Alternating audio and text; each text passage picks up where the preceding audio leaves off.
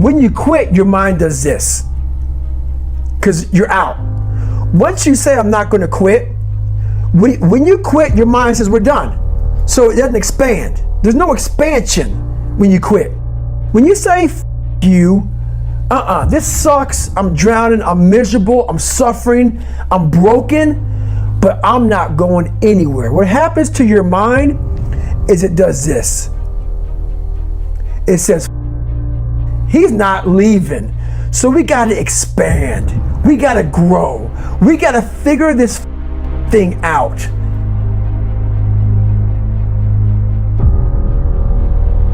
I needed to be ready.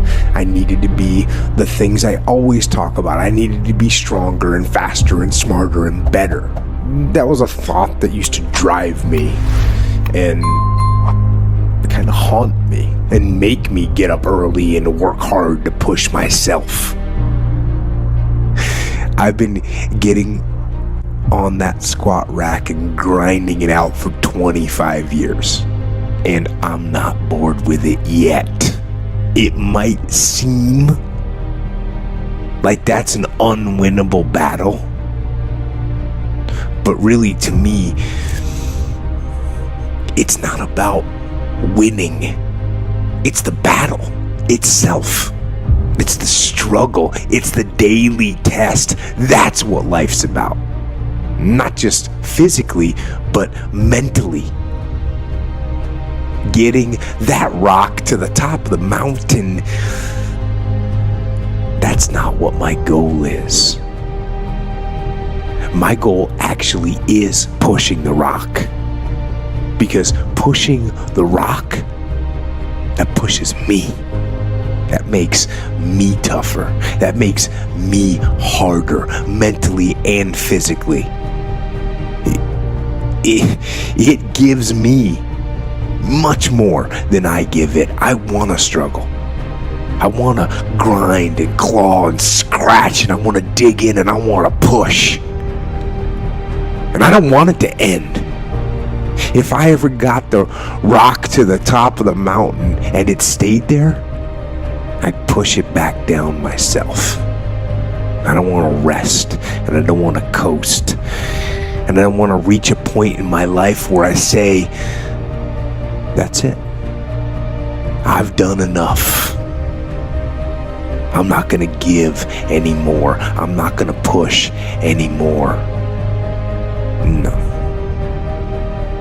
No.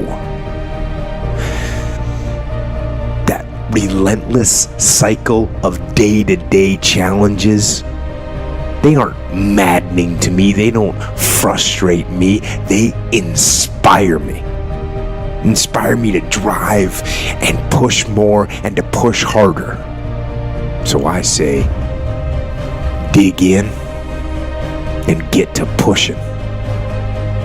Those of you who are listening to this, whoever hear this, you will not find toughness in a comfortable environment. You will not find it. I was trying to look for it everywhere. The only way you find it is to drown yourself in a position where you're just out of sorts, where you can't swim and you're drowning. Where you're drowning. You're drowning in life. But you say, you know what, man? And then you start to engage parts of your mind that you never engaged before. But you can't engage it by sitting back in these nice chairs, drinking this nice water, talking to you, talking about what I want to do. When you're in suffer mode and you say, I'm not going to quit, you're forcing your brain now to operate on a level it's not used to. But then it becomes used to it. There's 24 hours in the day where you're alone in this brain, and your brain is talking to you in all kinds of ways, and it wants to control you and pull you in these different pockets. If you can't control your own brain and your brain controls you, you got to tell your brain where you want to go and how you want to go and how you want to get there. You got to control it. If not, it's over. It's over. All I knew back then was hard work. The only way anything gets accomplished. That's all I heard back in those days. You gotta work hard. You gotta work hard. I'm not getting I can't get this paragraph. I can't remember what the in this paragraph to pass this test to get in the military. Read it again. Still not getting it. Read it again. But if you're not getting it, write it out. And that's how I started learning. Okay, well, I gotta write out every thing I do. And then write it out again. And write it out again. And guess what happened? I got it. I can't swim. I'm negative buoyant. Go back again. I can't swim. Go back again. Go back again. Go back again. I got it. I realized if I keep going back and going back and going back until the just becomes, your mind will say, okay, we're gonna figure it out, because he is not going to stop. It's not like I'm gonna try one more time. No, it's just like alarm clock goes off, boop, we're going back. I can't read right, we're going back. I gave myself no way out, and my mind realized that. They said, okay, we're gonna adapt and overcome now. Like when I say trying hard, your mind knows, man. It knows this guy's me, man. This guy's lying. There's no truth behind it. When I was in Navy SEAL training, people go, how were you there for 18 months? The program was only 6 months long. You were in 3 hell weeks in 1 year. No one's ever done that. How did you do that? I told myself after the first time, I knew it was gonna be a long journey there. My body was breaking down. It was just how it was going on. I said, you know what? This is my new norm. So my mind said, it's like going to work. Like you go to work, you put your suit and tie on. I go into suffering every day. Every day, suffering, being broken, duct taping my feet up, stress fractures, shin splints, being broken. This is my new norm. And your mind says, if we're not broken, this ain't normal. We gotta be broken. So then your mind starts to get tougher and tougher. My mind knew this is how we operate. We're in Navy SEAL training. This is what we are. I became hell. And that became my new norm. I gave myself no way out. I became the boss, the owner, the CEO of Navy SEAL training. That was my mindset. And that's how you get through things. You immerse yourself wherever it is, and you become that. You become that and give yourself no way out. I can tell you what path I'm on and what path I strive to stay on. And that is the war path. That's the path I'm on. The war path. A path of war. Because to me, warpath means moving toward a battle, a fight towards war.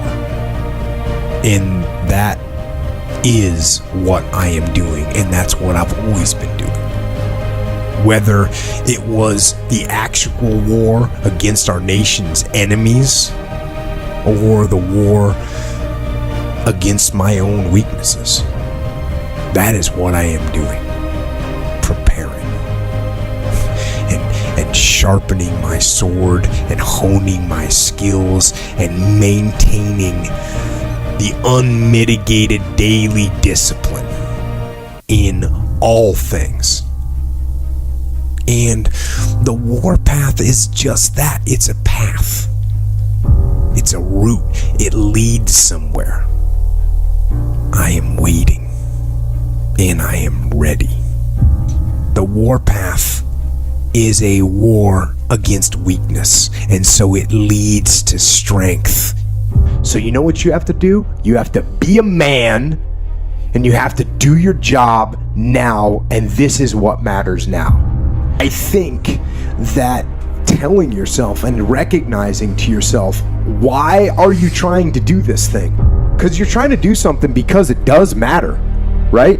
It has to matter in some way. These little things, these little stupid, meaningless tasks in life, they actually do matter. So you know what you do? You line them up and you freaking crush them. That's what you do.